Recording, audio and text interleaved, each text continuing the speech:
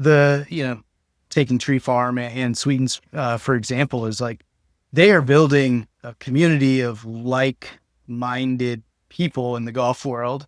And they're all different kinds of people, but they all want to have a similar experience, a very unique experience in golf. And so the people running those two places, they recognize that they're able to do whatever they think is interesting.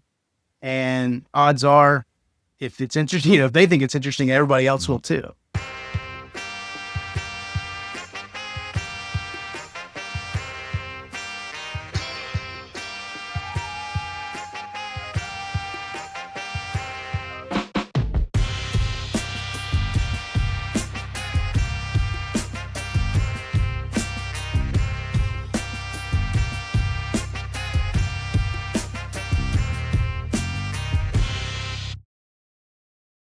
Hello, and welcome everybody to a very special edition of the Links Golf Club podcast.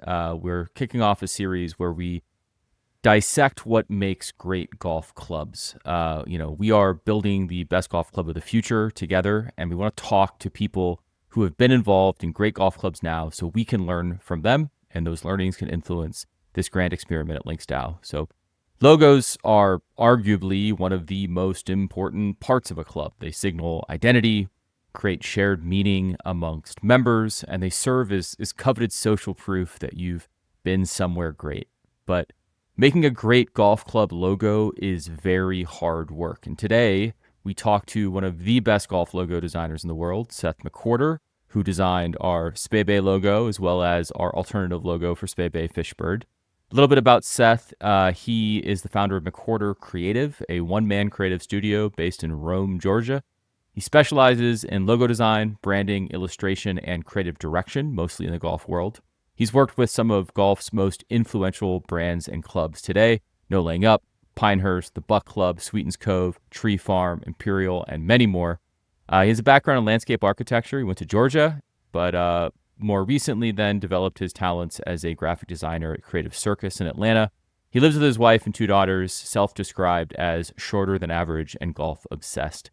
There's a ton of great content where Seth tells the story of his background, how he got into golf logo design. I'll put all the links to those in the description below. You can watch about his creative process. There's a really great video of him working in a studio done by Imperial a couple years ago. And he's also has interviews on the Whole Story podcast, pictures on the scorecard, and he has a great Instagram feed that you should absolutely give a follow if you love golf course logos as much as we do. But you can also learn more about Seth at his website, McWhorterCreative.com. So without further ado, let's get started with Seth McWhorter. So yeah, I think the first thing that, as I was doing a bunch of research to come on and talk to you, and I'm so excited to talk to you, was I think I'd seen it before, either your Instagram or whatever, but your backyard cottage setup is like my absolute dream. How did that come to be? You're in that right now. It's a pretty easy commute for you, but just sort of tell me the story of that cottage. Yeah. So when we moved out of Atlanta in 2019, right after the birth of our first child, I was working in the basement, and when we had a newborn, it worked out great. It was all good, plenty of room. When she got a little bit older, she's 5 now, but and we had our second child, I was kind of like, man, it was probably prime playroom space down here. So I started thinking about how it didn't make sense for me to go rent an office. And we had this shed in our backyard. It was like a 20 by 12 foot tough shed from Home Depot. And I had a contractor buddy come out, and I was like, what would it take to turn this into like a usable office space? And it turned out to be a way bigger project than I anticipated. But yeah, that was kind of how this came to be. And it's just been a dream. Like, I take a lot of pride in my yard. So I've kind of built up a lot of stuff around it, and yeah, it's a neat space to work. It's small, but it's got more than what I need, and makes me feel like I'm out of the house, even though I'm really not. Yeah, that's great. It's just having a place to go to when you work from home. It's kind of, as we're in this like reality post-COVID, that has to be helpful, right? Like make your coffee, say goodbye to the wife and kids, go back there and just have that kind of creative space. That's cool. So, you've told your stories, a lot of great stuff out there. You do a really good job too, sort of contextualizing what you're all about. And I think your Instagram does that really well, and you've been on other podcasts. So, I kind of put in the intro who you are and how to reach out to you. But I think kind of my question here is around, if someone sees one of your logos and they're very, I don't know if it'll embarrass you to say iconic, but like you have a style and that style resonates really well. But like when people see those, and think sort of who made that, what do you hope that they understand about you and sort of your process behind it? Yeah. Well, I think, if they see that there was a process at all, then maybe I'm doing something right. I think that, looking back on golf logos that are iconic, a lot of them were, maybe not extremely considered, and they definitely almost certainly weren't done by designers. And I think that now people are shining a spotlight and talking about golf logos in hilariously nerdy ways. It's cool. But I think there's a lot more pressure on it. And so I think that you have to be thoughtful, not only how it looks on its surface, but does it tell an interesting story? Does it hint at something about this place or this brand or whatever it might be representing? And so I think if people see something and they want to learn more about it, then I think that designer, whether it's me or someone else, had done their job. So I think that's kind of what I hope people see when they look at something I've done is, oh, interesting. I want to learn more about that, or clearly there was some thought behind that. Yeah, for sure. And so how do you think, you have a pretty fascinating story that, I like because I got into golf in a very roundabout way. It's like, you don't really go to school for golf, I guess, unless you're specializing on things. And, I came from a product background in consumer technology. And so I've worked with a lot of, UX designers, and I've always loved the design process. It's always been kind of a part of what I do. But how did you sort of first realize that A, this is something you wanted to do, like work on golf logos, and B, realize that you were good at it? Was there a moment in time where that sort of clicked? Yeah. There wasn't a specific moment, but it was certainly a gradual sort of realization of like, oh, I could do this for a living, and oh, I am doing this for a living. I think that when I decided to go out on my own and left an ad agency as an art director and sort of designer, I was fully prepared to continue freelancing in the agency world, which is fun. It's got its perks and it pays well. But I didn't have a lot of passion for fast food brands or insurance companies, stuff like that. And during that time, as I was kind of getting my feet under me, as a solo, or a freelancer, I just got more and more golf work. And I think at some point, probably three and a half years ago, I realized that, oh man, about 90% of what I'm doing is golf related. And whether that's logos or other aspects of branding and design. And so there wasn't ever like a light bulb moment, but I think that, over the past 3 years, it's like, I have to embrace that I'm a golf designer. Yeah.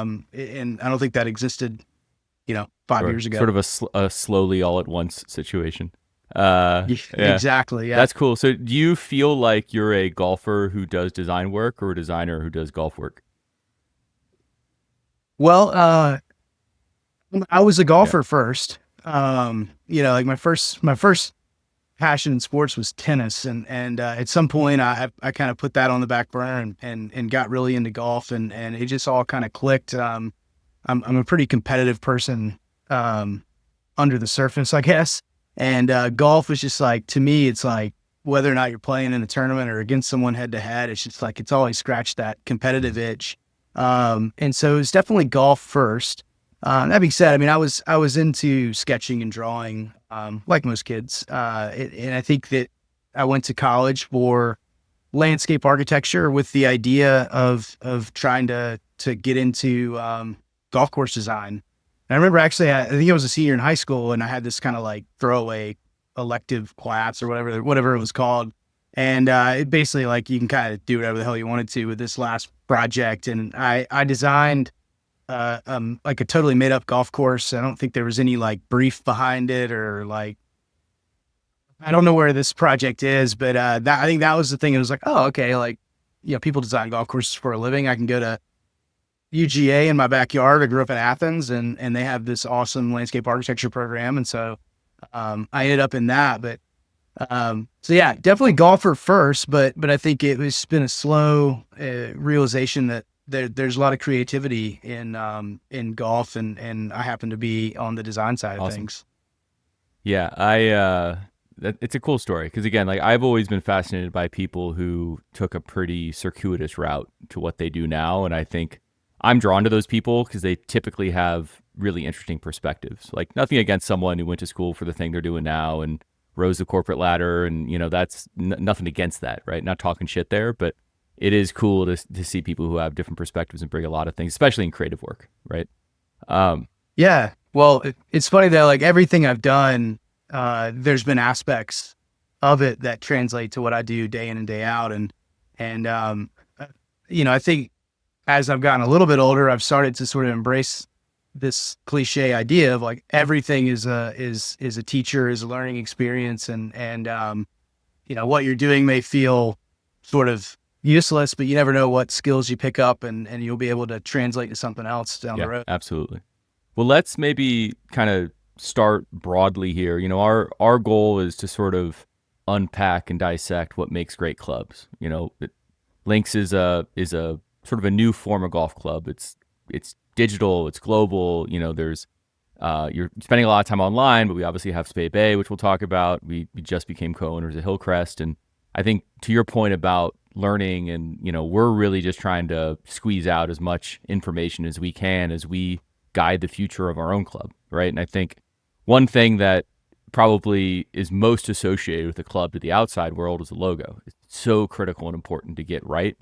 And so I think, as you think about a club's identity and we start sort of big, why does a logo matter? Like, why should a club care about it? You mentioned some of the, I think I listened to one of your podcasts about some of the Scottish logos, and there were some tweets a couple weeks ago. Someone was resurfacing this, and there's a lot of logos that are just like awful looking aesthetically, but they've been around for 100 years and people seem to like them. So just why should a club get a logo right? Yeah. Well, I've spent a lot of time thinking about that question actually, because it is funny. It's something. Why do people get up in arms about golf logos in general, both good and bad? But I think that what I've come to is it's a little bit cheesy, but like a golf logo is sort of this like vessel for everything tied to the experience of a club or a place. And so for someone, it's a member of a private club, it's a badge of honor or a badge of community, if you will. And then for someone that gets to play a course, public, private, whatever, it's, their experience there is tied into the logo. And if they like the logo aesthetically, then, they wear it and they use it as sort of a proof they were there. And then, what I've definitely come to realize over the past several years is that they're brands. Every golf course is a brand to some degree. And, in the same way that it's like, why would Apple put a Apple sticker logo in all their product packaging? And it's like, well, people, are proud to be associated with it. And it's the same way for a golf club. And they obviously they serve a business purpose as well. One, attracting people to play, but merchandise and all that kind of stuff. But yeah, I think that's why they matter. It's still, to me, it's funny because it is somewhat silly. It's like, why do people care so much? But yeah, it's why I have a job, and I think it's fun to debate the merits of any logo, especially the ones that probably weren't ever really intentionally designed. They were thrown together, out of necessity, which is funny when people get upset about something like that. Totally. So when you look at a logo, I whenever you talk to someone who has a deep expertise in an area, they sort of always have this way of looking at other people's work, right? And so even if it wasn't a designer who did it, just sort of what goes through your head when you're looking at a golf course logo, and sort of, do you have maybe framework's too strong of a word, but do you have a way to sort of evaluate what you think is good about it, bad about it, if it's working or it's not working? Well, most of the time it's just an initial gut reaction, and that reaction is, oh, is that interesting or not? And does it make me want to learn more about that place or that club or that course? I think that golf logos function in such a unique way compared to other forms of branding, in that they can be ambiguous and they can be sort of mysterious. It kind of works to their advantage, and so when I look at something I haven't seen before, it's what is that? What does that represent? What's it trying to tell me? And it's funny because when I look at logos in any other industry or any other context, it's like I'm looking at it from a designer standpoint of like, executionally, like, is it well done? Does it make sense for that industry and all those sort of more graphic design questions? Whereas with golf, it's like, is it interesting? Do I care to learn more? Or and sometimes the execution can be, not great, and it's still considered a good logo. And I mean, I've designed logos that I would consider, like, as a designer, someone that doesn't know anything about golf, yeah, you may look at it and be like, it's not really well done. Yeah. You probably do it better. But for me, it's like, no, it captures what it sets out to do, which is hint at a story that someone wants to tell or wants to hear. And do you think because we talk about in kind of product in general is taste, right? And like having it's one of the most important parts of building anything is having taste and knowing what's good and not. And obviously it's extremely subjective and everyone's going to have different opinions on it, but it is kind of a 0 or a 1.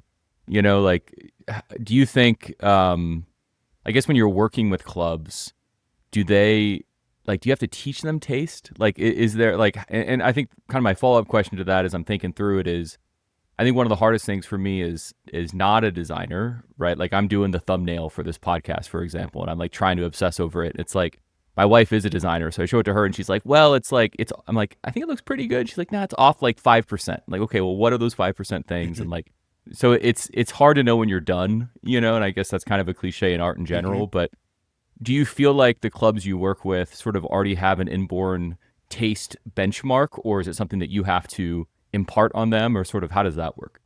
Yeah, I mean, a lot of times they have that sort of threshold for what's good and what's bad, but they don't really think about it and they don't really know why. And so a lot of times it's looking at stuff that's out there in the golf world, whether it's historically renowned courses with really iconic logos, or it's maybe stuff that I've done or other designers have done lately, and sort of getting them to shift their focus to, why do I like this? Why do I not like that? And then it's sort of on me as a designer to sort of unpack what that means and how does that inform the decisions that I might make down the road if I get to work with them. And so that's a big part of what I do. I mean, I think that there are plenty of designers, or I know there are plenty of designers that are, just as skilled, if not way more skilled at executing a logo, or, executing a design, but running a business that I run, being able to talk to a client that doesn't know anything about design and getting them to tell you what they want, is half the battle. And so a lot of times it's kind of like, it's that classic eye test of like, you like A or do you like B? Okay, why? Yeah. And then I have to kind of read between the lines there. Yeah, sometimes it's like reading between the lines is a great way to put it, because like especially in client work, oftentimes they might be telling something that's completely different than what they actually feel, because it's hard to find the words to be able to articulate and having to tease that out. But I think I guess my next part would be, what are the mistakes that clubs make? So like you have this process and we work with you, obviously we'll go into that. And it was a delight, right? Because we had this like big conversation, we're able to share ideas that we had. And then there's a process of you sharing, initial sketches, and we kind of go back and forth, and we'll dive into that when we talk about Spey Bay. But are there, you don't have to name any clubs, right? We're not going to out anybody today, but like, are there what are some like common mistakes that maybe block from getting that like standard that we're talking about? Yeah, well, it's scary to put this out in the world, because every other client I work with has to Sure. do it. But getting too many people involved and expecting a consensus to happen, and it's funny, I think that's not to foreshadow anything here, but but I think that you always have to, with something so subjective as the golf logo, and I mean, most of the design and art in general, um, you have to be able to say, and whether this comes from one person that's making the decisions or a committee, yeah, this is it. You know what I mean? Like this is approved. Let's run with it. And so I think a lot of mistakes happen in the process when you start overthinking and you start getting too many people weighing in, and you start to doubt what you're doing. Whereas you have to kind of stay rooted in, look, we've run this through a process, and we've sort of accounted for all these things, and we think this is the best way forward. But yeah, I mean, it's, what I do is not art in my opinion, but like, it's like art that it's subjective. And so you're always going to run that risk. I think that clubs are now, they've embraced the idea that when you look at a lot of really famous golf logos, they don't tell the story on the surface. Like I said earlier, it's like, it just hints Mhm. at it. And it's just interesting enough to where someone would want to learn it. And so I think that it's a big sort of leap of faith for clients and clubs to say, like, no, we're going to focus on this really seemingly random thing or object or theme. And we're going to hang our hat on that. And so it's kind of scary. And I think that the further you stray away from that, the more generic your logo and your branding can feel. And I think that's sort of the worst thing in the golf industry, is like, something that feels generic, and you could slap it on any course in the country and it would, or the world, and it would work to some degree.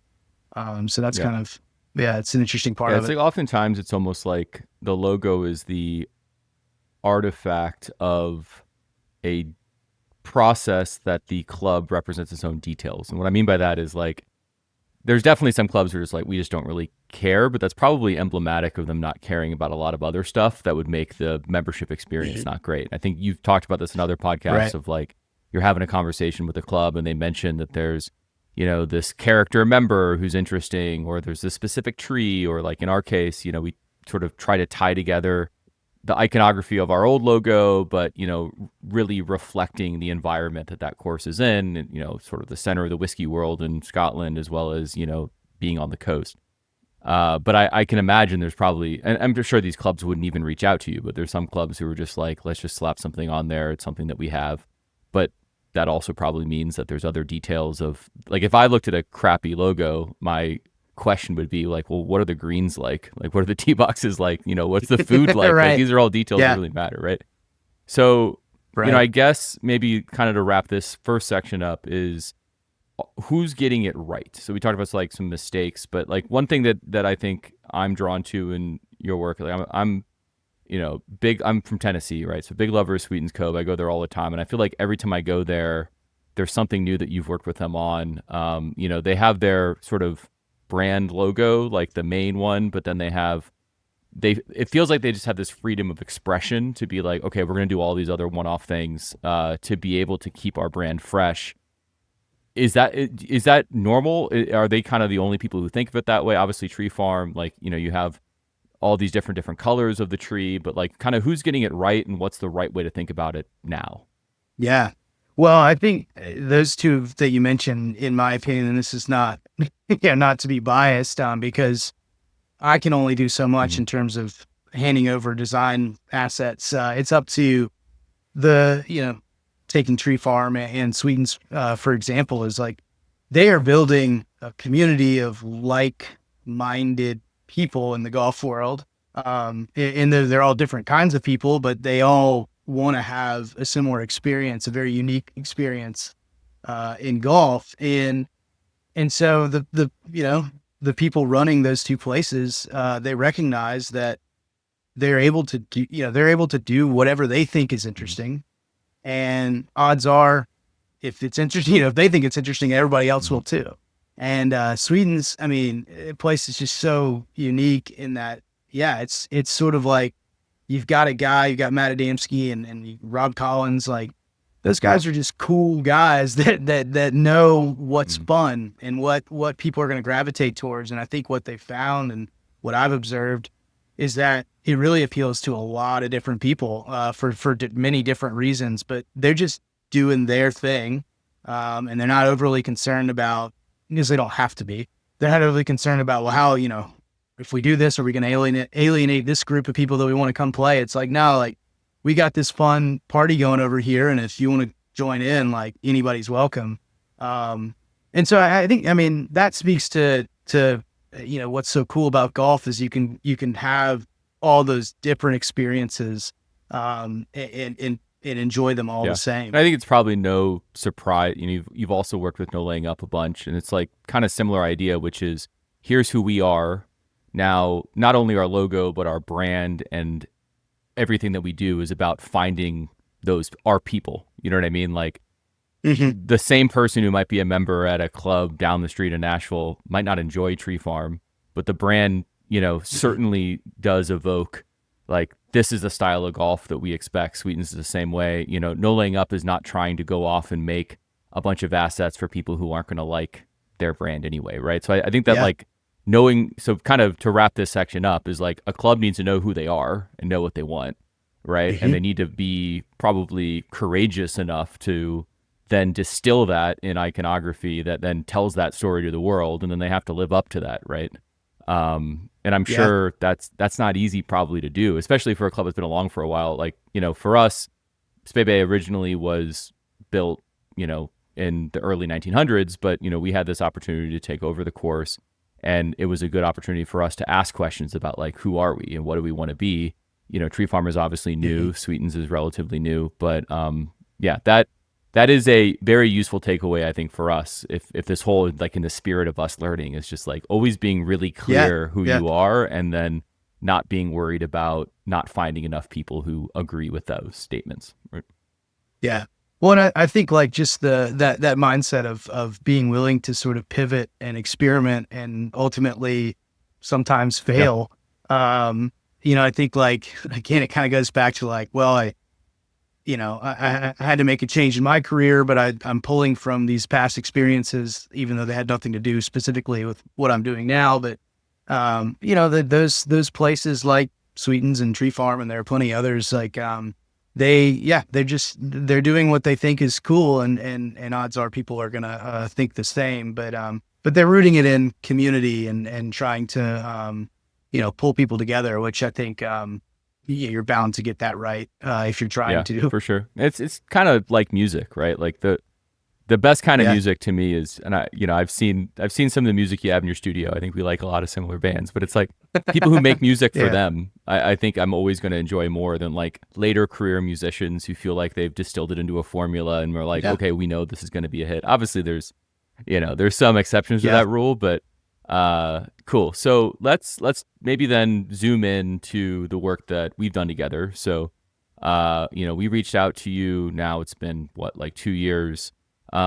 Internally, obviously we looked at, multiple, people as we, cause we knew it was going to be important for us. And like I said, we had this conversation, this kind of unique situation that we're trying to take a established club kind of into this new era. And it was very much an experiment with LinksDAO, and everything else. But you were kind of always the top of our list, and we were, grateful that you were willing to work with us. But as we think kind of back of that process, when we first brought the project to you, sort of what stood out, what went through your mind first, and it could be good, it could be bad. Just be realistic on what it was. Like, what kind of first came through your mind when we first made contact? Yeah, well, I mean, I remember like, gosh, this was like 2022, 23, whatever it was when you guys reached out, but y'all had been around for a while. And, I'd sort of really experienced the wave of like the NFT craze and sort of web 3.0 and all that stuff. And it was just really interesting to see what would come out of that and what would sort of survive. And it was clear, like, LinksDAO was kind of they hit on y'all hit on something interesting, and so I think I had maybe even had some contact earlier on before we reached out with Spey Bay, and I don't remember specifics of like that, but I was like, I was skeptical at first. I was like, how is this going to work?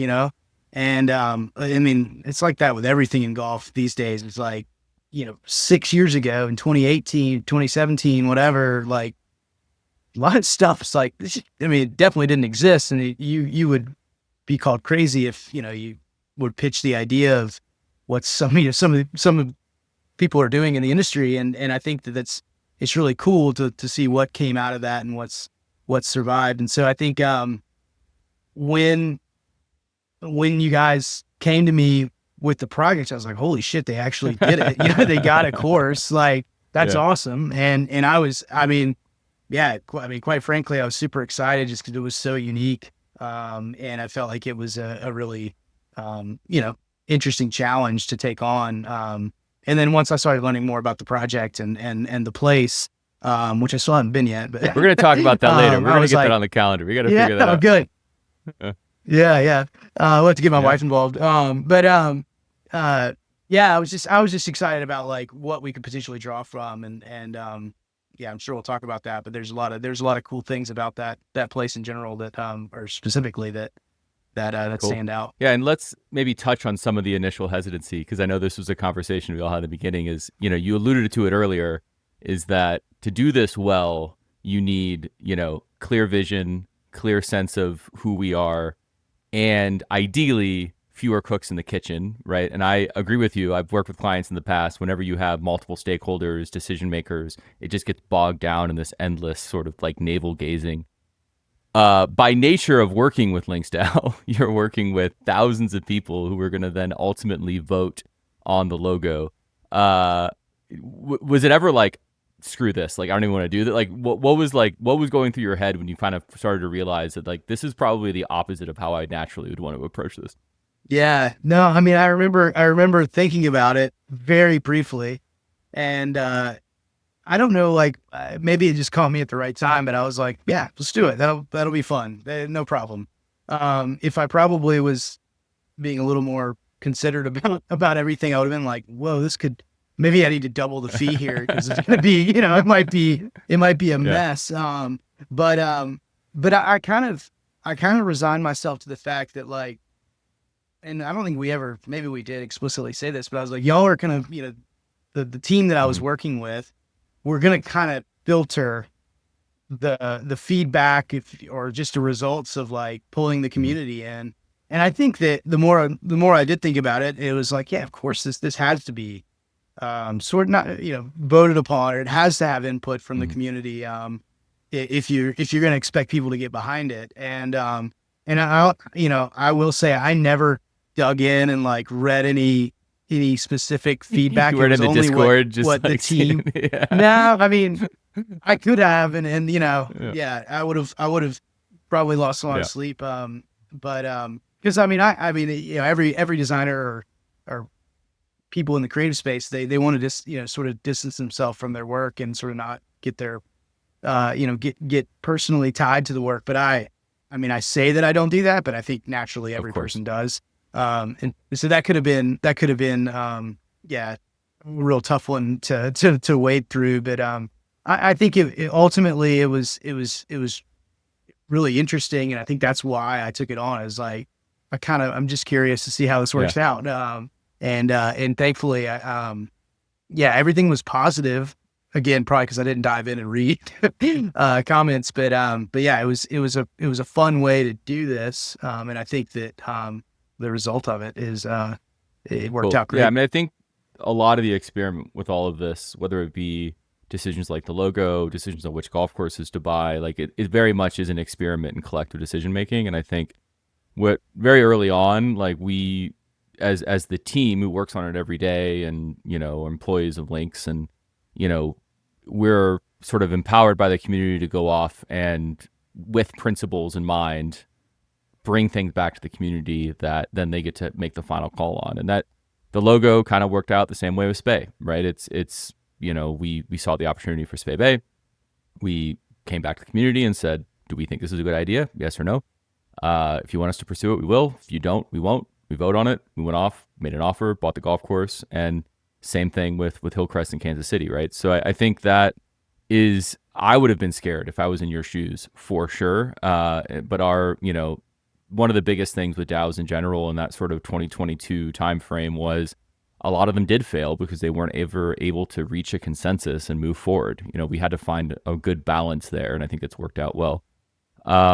So as you sort of worked on like the process of coming up with the logo, were there any sort of references or phrases or stories or anything that sort of details that we discussed that sort of kind of cracked open this? And by the way, I'll say it, I'm wearing it right now. So this is the actual logo for Spey Bay. Was there anything that sort of cracked the concept open for you?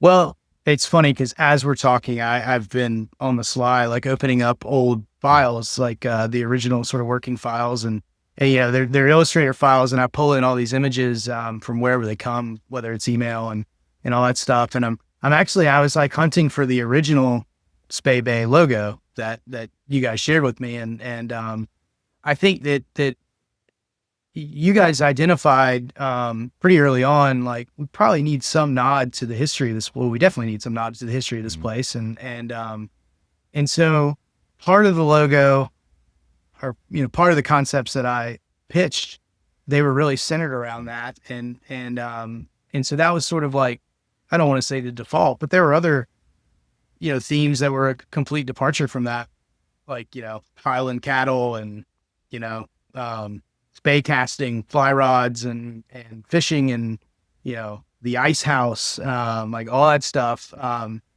That all sort of factored in, and I think like with a lot of my favorite logos that I've gotten to work on, it's the combination of multiple elements that sort of come together, and I think ultimately we sort of did that with the whiskey barrel and the osprey. But there was never a time when I was like, oh, this is the one. Again, not foreshadow again, but there was a concept in there that you guys have shared recently and started to do some stuff with, where I was like, I don't know if this works as like the main one, but it's just such a like off the wall idea that I just can't help but find it the most interesting. But no, I think there's rarely, unfortunately, like a eureka moment when it comes to this stuff, because you are kind of running things through a process, and you have to expect that at the end, it's like, we're going to come away with the best solution. So I think this was definitely in that sort of category where we put it through its paces, and I think we came out with a good result. Yeah, I think what makes your process so effective is that, the constraints are there through that kind of initial conversation of like, here's the sandbox that you're playing in. But then you also do have a willingness to take a bunch of risks and come up with a bunch. It's not like, we'll talk about Fishbird. It's not like there was any part of a spec sheet or a brief that said, we definitely want you to try amalgamating a fish and a bird together because we think that speaks to what our club's ethos is. But you were able, like, you took a risk, like you shared, like maybe there was a part where like, I don't know if we should even share this. Are they going to think it's stupid? But that part of the process has its place at that moment in time, which is, okay, we sort of know what we're going for. Now let's rely on you, the expert, to come up with a bunch of ideas that fit within that.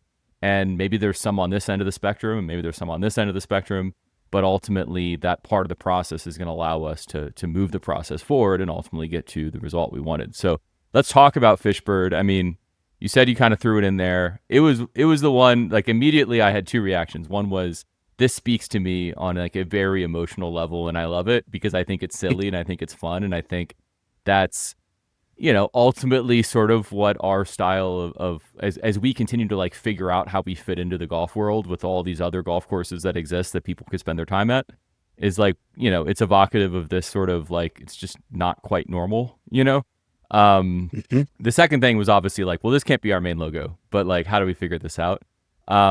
So maybe just kind of dip into like, how did that idea come to be, if you remember, and then we can kind of talk about how it sort of went dormant for a while and then has recently resurfaced. But sort of, what's the story of Fishbird as you remember it? Yeah, well, I that you guys have reached back out to sort of not bring it back to life or just, sort of clean it up and potentially use it. I went back and I was looking, I do most of my work, sketching and stuff. I like to say I do it on paper. I just rely on my iPad so much now because it just kind of cuts out a few pieces of the technical process of executing and designing a logo. But I look back and I use an app called Procreate. Most designers use it on the iPad, and it's got this awesome feature of being able to go back and watch a time lapse video of the artboard, like start to finish. Every stroke you make is recorded, and but a couple weeks ago I went back and just like watched it. It's like 12 minutes long because it was a really big file, and I could tell because I don't recall like every concept that I sketch or whatever, and I could tell at one point I was drawing salmon. Salmon fishing's a big part of that area of Scotland, and I was drawing fly fishermen, spey casting, and stuff like that, and then all throughout that timeline I was drawing osprey and wings and whatnot, and I could see this moment, and I don't recall ever having this like big aha where like I turned on one layer and it had wings of an osprey, and it wasn't like perfectly layered on a salmon, but it was close enough to where I like looking back, and maybe hindsight's 2020 on this, but like I was like, oh, that'd be hilarious, and this would all be too poetic. It's not, but like I have a good buddy of mine has an awesome marketing agency in Augusta. Shout out to Ware Stewart. They gave me this T-shirt that has a flying fish on it. It looks nothing like the fish we came away with, but I was like, flying fish exist. Why not a flying salmon? Sure. And so that was kind of where it all came. It was very much an accident, as most, a lot of good designs are. And so that was sort of the genesis of Fishbird and I've always been calling it the flying salmon, but I'm glad it's found a better nickname. But I'm looking back and like looking back in the initial presentation of concepts, and normally I feel like I'm somewhat considered on what order I present concepts to clients in, and clearly I was not very considered on this one because I think it was like concept number 2, and it was like, like at the time I was probably like, sometimes you throw in a concept that you kind of expect the client to kill, and it's sort of a strategic thing because it's like, okay, they kill that, they feel empowered, like now you start to get more collaboration through that. But the reaction to it is exactly what my reaction to it was. Is like, it's probably not the right thing for the actual logo, but like, damn, if that's not memorable. So that's I'm glad it's found new life. Yeah, there's this I don't remember exactly the quote, but I'm paraphrasing from Mad Men the show. There was an episode called The Suitcase, and they're trying to figure out the solution for the Samsonite ad copy, and they go to dinner at a diner, and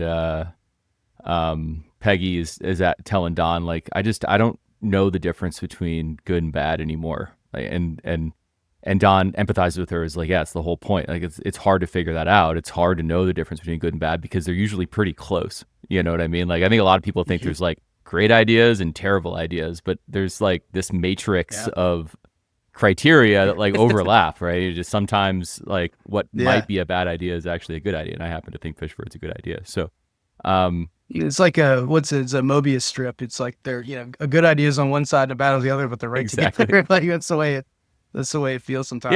Yeah, but also that's kind of what makes the creative process fun, right? So I think maybe then because I want to respect your time, so maybe just kind of get in. I'm gonna do some rapid fire questions for you, just some things that came to me.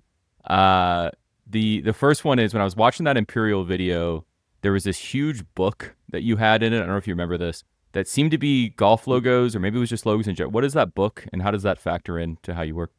Yeah, it's called Logo Beginnings, and it's like a series of books. Can't remember. I think it's Counterprint books. So talk about books. My wife owns a bookstore, and so I don't know. Like, I was really interested when I found this publishing house that that publishes new titles in all around design and art. But they did this series of books, and it's called Logo Beginnings is one of them, and it's like a compendium of every famous logo you've seen. It only shows the initial, like the early versions of them, and it's my favorite book. It's back behind me. But yeah, I when I pulled that out when we were filming that video, I knew that was going to be like in the video because I use it to kind of get unstuck sometimes, just like flipping through it. It's not golf. It's just everything in general. And it's broken out by like animals and different categories. It's awesome. But yeah, it's a badass book. I'm definitely going to check that out. So then if you could, I'm sure you get asked this question a lot, but I am curious the answer, because maybe it changes over time. If there's, one club in the world that you could redesign their logo for any reason, it could be you want to work with the club or you hate their logo or whatever it is. What's one club that you'd want to work with to redesign their logo? Shit, man. I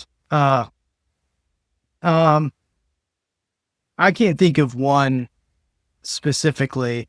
I get so focused on what I have on my plate at any given moment. It's hard to, I wish I had more time to kind of daydream and think about like, what would I want to go after? I think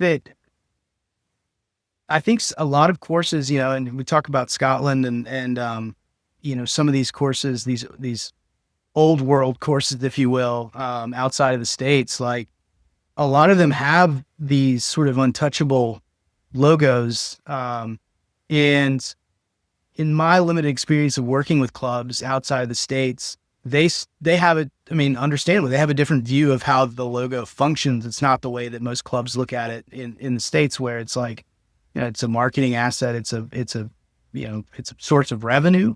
So I think there are a ton of clubs, and again, this is another plug to get me over to Scotland, but I've not played golf in the UK or Scotland. And, I'm sure there are so many clubs over there that are ripe for new design work, and not to replace anything, but just to add on and introduce new assets. So that's my roundabout way of not answering the question. I love it. But if Royal Dornet can do big letter hats, and so could North Berwick, I think some of these clubs could probably could use an alt logo.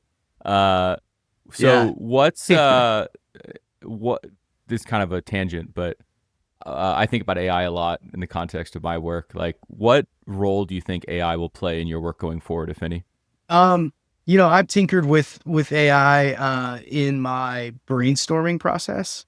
And so like when a club comes to me and they say like, we're on a railroad track, and we want to do a logo that might be inspired by that, my first instinct is like, well, every club's on a railroad track. But like, what are things about railroads? List 30 things about railroads, or objects that have to do with, railroads and trains and stuff like that. And so I use it in that way, just to sort of act as like a, secondary brain, just to list out things, and 90% of it is completely unusable, but there may be something that like kind of gets me unstuck. I mean, I think AI scares the shit out of me, like from an execution standpoint, because it's like, it's getting so good at certain things, fortunately not logos. For any clients out there, potential clients that are thinking they can do that, I would say good luck. I agree with you. It's really bad at it right now. Yeah, but everything else, like, if I want to try to envision an animal playing, swinging a golf club, like, and I can't find the right reference, because I can't draw things from memory that well. As a jumping off point, spitting a prompt into AI and saying like, show me what a raccoon looks like at the top of the golf swing. Like, it's usually like kind of bad, but it gets me over the hurdle. So there's a role for it. And I think my view is like, I'm going to have to embrace it in some way, and I have to figure out a way to use it to my advantage. Yeah, so totally. It can't do the work for me. I know that for sure. Where do you see, kind of somewhat related, but kind of where do you see your work being 5 to 10 years from now? Like, again, like kind of my curiosity in this whole series is unpacking kind of the way clubs work today so that we can better understand the club of the future, which we're trying to build. Where do you see this work in general, or even your work, head in the next 5-10 years? What changes? Well, I think that the way I think about, and the way other designers or creative people in the golf industry think about the game and how design functions within the game, I don't think that's going to ever really change. I do see opportunities for golf clubs to utilize design to their advantage in creative ways, and I do a lot of it now, where like events for at clubs get their own brand and their own look and feel within the context of the club's branding. And it's a really fun space to play in because there's so much less pressure. It's like, we're not changing the logo, but like we have this member guest or this big event, whatever it might be. And we have an opportunity to do something a little bit more irreverent or off the wall even. And so I see continuous opportunity in that sort of thing. But I do think that every club or every course, everything's always changing. And so there's always going to be a need to, in my opinion, sort of periodically reassess, like, is the visual we're putting out, whether it's the logo or other parts of branding, like, does it reflect what our club is doing now? And so I would hope that is something that I will continuously be able to help clients figure out. But I'm just amazed that design is graphic design specifically is playing a role in golf. And I think that, I hope that I'll still be doing something similar to what I'm doing now 5 or 10 years from now. At some point it's like every between projects, I'm like, oh man, when is this going to dry up? Like, when is this going to stop? Because I need to be prepared for that. But knock on wood, it hasn't. And I hope it doesn't. Totally. So, me too. Selfishly, I want to continue to see that Instagram every time. I'm like, I wonder what McWhorter's doing recently. So like, go on to Instagram and like, oh, that's awesome. So a couple other rapid fire here. I spotted a persimmon in your studio in that video. You play vintage golf, or is that just a art piece? No, it was something that Zach Blair actually gave me. Like, one of the first things he ever sent me after I started working with him was a Louisville Golf persimmon driver, and man, I wish I was cool enough to say I get into it. I've hit it plenty of times, man. It's fun to bring out, and like, I'm going on a quick trip with some buddies, and we may get a chance to play a little bit of golf. But that's the kind of thing you throw in the bag, like. Things get heated at the end of the round. It's like, all right, well, why don't you hit this on the next tee? So that's the way it functions for me, but it's a nice little piece to have. I highly recommend, if you ever get bored or need like a shift, you can pick up like a set for very affordably, and you can piece it together over time. And I think you would get a kick out of it, just because it is creative. Yeah. Like, it's a different swing. It's a different way to get around a golf course. Like, some of my most favorite rounds the last couple of months have been like playing from the forward tees with a fully vintage set, persimmon woods and like 1974 Ben Hogan irons. Like, it's a blast. So if you ever get bored and you need a change, I would recommend. I need to do it. So selfless question for me: when are the hats getting restocked? So I went back to buy one because I had it on my list. Like, I put it in my cart at one point and I just never bought it. When's your store getting restocked? That's a good question. I need to bite the bullet and just have another shipment from Imperial. It's one of those things where, like, I still can't believe that people want to wear like my design company logo.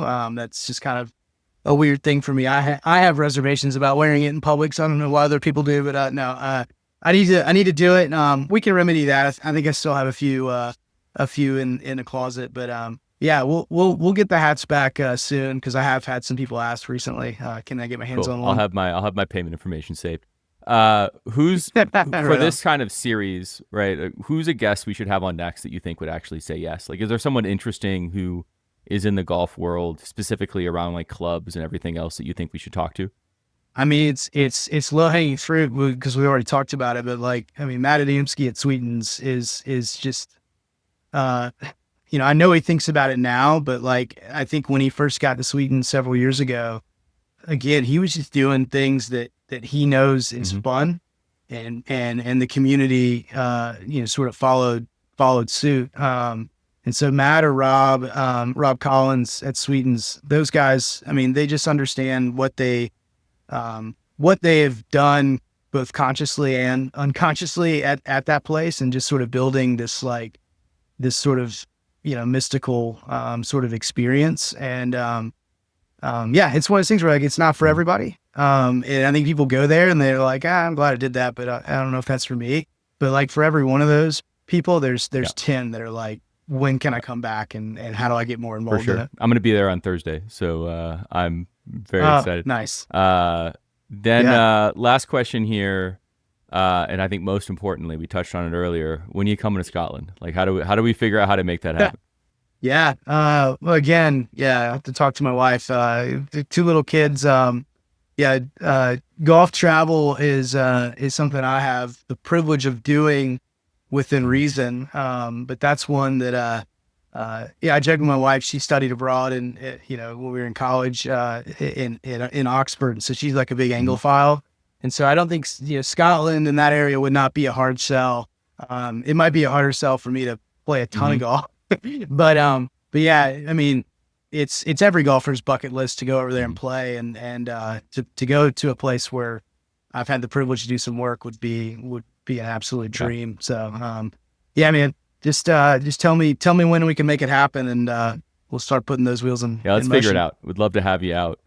You can be my guest, and there's a ton of other places. I mean, the Highlands in general, like Jamie Kennedy from Golf Digest just did a trip up there. I don't know if you saw his tweets, and he was at Spey, but also like, there's a ton of stuff up there. Really everything between Aberdeen and Royal Dornoch is great.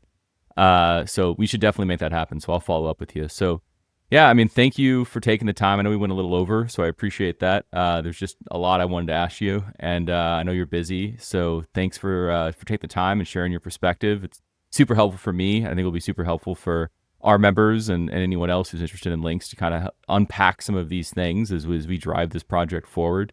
As far as, is the best place to reach you on it, like as far as seeing your work or even reaching out, is that Instagram? Obviously, McWhorterCreative.com has like a contact. Are there any other places that you'd want people to interact with you online?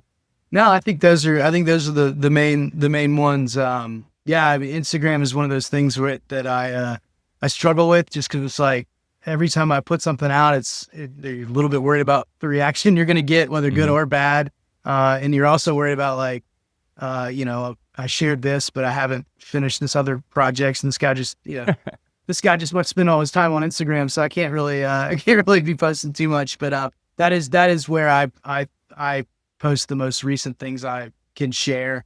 In the website, man, I kind of threw my hands up with my website a few years ago. And it's like, I'm just going to make it like this sort of like bucket of stuff. And so I need to sit down and add a bunch of new stuff to the website. But I structured that the way I saw other designers do it, where it's just an endless scrolling list of stuff. And so that's a great place to look at definitely some older work, and hopefully some more recent work here soon. All right. We'll definitely check out McWhorter Creative on Instagram, also McWhorterCreative.com. Hopefully the hats will be in the pro shop soon, so even more people can have you on their head. But yeah, and to the listeners, viewers, thanks for checking this out. If you have feedback, please let us know. Make sure you like and subscribe so you won't miss future episodes. We're going to bring on a ton of really smart, awesome, funny, interesting golf people, so that we can really, continue to understand how all this works in this grand experiment that we're doing. And also, as you mentioned earlier, Fishbird is live now. So if you want to check out proshop.links.golf, we did a first drop. It'll be open, I think, for another week. So if you want to see Fishbird on a hat, go to proshop.links.golf, and you can grab one of those before they're no longer available. So thanks again, Seth, and hopefully we'll catch up soon. Yeah, my pleasure, man. I really enjoyed it.